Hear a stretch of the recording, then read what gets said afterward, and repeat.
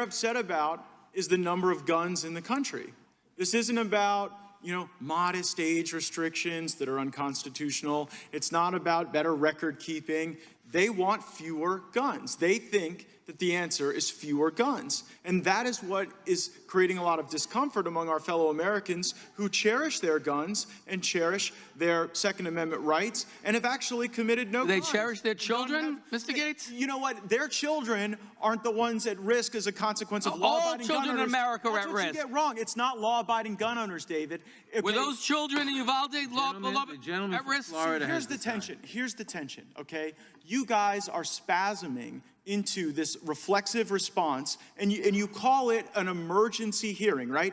And the basis for the emergency is what happened in Uvalde. And we all agree it was awful and tragic, but you are not providing the thoughtful solutions that would actually reduce the likelihood of that. When you make an argument in the Judiciary Committee for a change in the law, there are two components. You have to demonstrate a need for the change, and that what you're bringing forward will actually affect that in a positive way. And it's the second part of the argument where the bills you've presented today undeniably fail. And in Florida, I would suggest we had a process that's a little bit better than what we've observed here. In Florida, following Parkland, every Floridian wanted to reduce the likelihood that that could ever occur again for precisely the reasons that animate your passions today.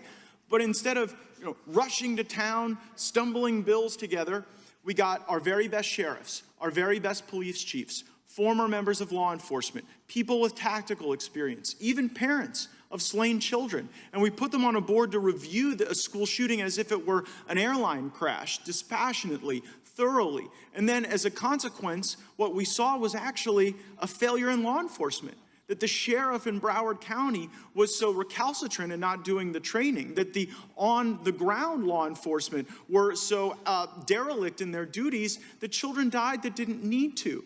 And so Governor DeSantis rightly fired that sheriff, replaced them, put better training in, more money to harden our schools and our synagogues, our houses of worship across the state of Florida, and we're safer as a consequence. So it's not that we're particularly here to talk about abortion or the border. We understand we have to make these things less likely, but whether it's you holding an emergency hearing to respond to a leaked draft opinion that's not even final, or now when the Congressman Roy from Texas says, gosh, before you have the emergency Uvalde hearing, maybe we ought to figure out what happened in Uvalde so that we can make that frequency less likely to occur. I think there's also a balancing of interests here that the American people need to understand. You say if it saves one life, anything that saves one life is totally worth doing. And certainly every loss of life is tragic, and certainly every preventable loss of life is tragic. But Mr. Cohen gave up the game earlier when he said, we acknowledge on the front end of this hearing that there will be deprivations of liberty to law-abiding people, that we will at times stop law-abiding people from doing what is otherwise constitutionally legal. So while I certainly want every American to safely store their firearms, while I certainly want every American to be trained on the safe storage of firearms, I'm not entirely sure that the Congress of the United States is the appropriate entity to tell Americans how to store firearms and then punish them as a consequence. And if the result of all of this is there's a a life or two that we save, and the result is, like, how many tens of millions of Americans are you willing to deprive of their constitutionally guaranteed liberty in order to achieve that objective, when there might be a more narrowly constrained appropriate way for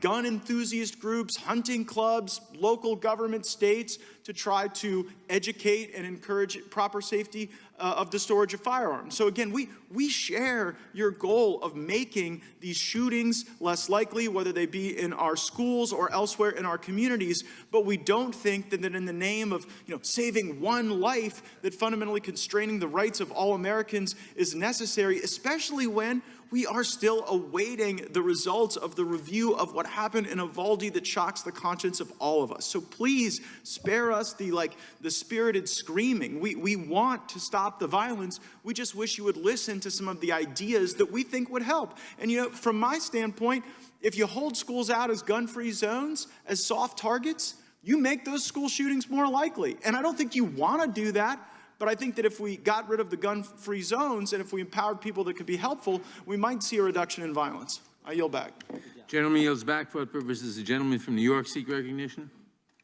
Move to strike, Mr. Chairman. The gentleman is recognized. The gentleman from Florida said that he and his Republican colleagues want to stop the violence in this country, but it's difficult to believe that when there are common sense steps that Congress can take and they are unanimously obstructing those approaches.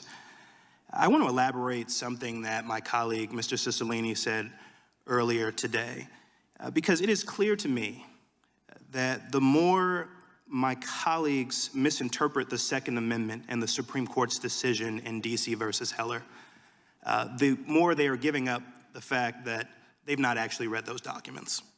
Let's start with the Second Amendment. The text is clear. The amendment protects the collective right of the people as a whole to possess arms solely for the purpose of forming a well-regulated militia. Now, last time I checked, the National Guard doesn't depend on teenage boys owning semi-automatic rifles with high-capacity magazines. Notice that while the Second Amendment is explicit that the government has the authority to regulate the use of arms, the Second Amendment does not include a single word, not one word, about an individual right to own a gun. In fact, the claim that the Second Amendment protects an individual's right to own a gun is so indefensible that even the conservative former Chief Justice Warren Burger, a Nixon appointee, no less, had once denounced it as, quote, one of the greatest pieces of fraud on the American public he had ever heard. No wonder the Supreme Court never recognized an individual right to own a gun from the ratification of the Constitution in 1789 until 2008, when the Roberts Court's far-right majority issued its 5-4 opinion in Heller. So let's talk about Heller. Yes, Heller did set a constitutional baseline that there is a right to own a handgun for self-defense in the home. But even in that egregiously mistaken decision, even in that decision, the court made clear that we can still regulate gun ownership and possession, particularly in sensitive places, as well as prohibit an individual from possessing firearms. As the late Justice Scalia's opinion explains, quote, like most rights, the right secured by the Second Amendment is not unlimited. And, quote, the right was not a right to keep and carry any weapon whatsoever, in any manner whatsoever, and for whatever purpose. In fact, Justice Scalia went out of his way to emphasize that the sort of measures we are considering today would be plainly constitutional. He wrote, quote, nothing in our opinion, nothing should be taken to cast doubt on laws forbidding the carrying of firearms in sensitive places, such as schools and government buildings, or laws imposing conditions and qualifications on the commercial sale of arms. And he continued that, quote, another important limitation on the right to keep and carry arms is that only, quote, the sorts of weapons protected were those in common use at the time. The Constitution does not condemn us to allow weapons of war to flood our neighborhoods. Make no mistake about that. My colleague's desperate citation to an outlier ruling by 2 Trump appointees in one circuit, and when have they ever been fans of the Ninth Circuit, as my colleague Mr. Neguse pointed out earlier, does not change the reality of what the Supreme Court has said. That is why even more circuits have upheld age restrictions on firearm purchases. The Fifth Circuit has twice upheld restrictions on particular weapons for 18 to 21-year-olds. The Supreme Court declined to weigh in both of those times, allowing the Fifth Circuit to be the final word in upholding these age restrictions. And the First and Seventh Circuits have upheld age restrictions as well. Activist, Trump-appointed judges may be trying to change settled law, just as they are trying to roll back decades of settled law upholding the right to an abortion.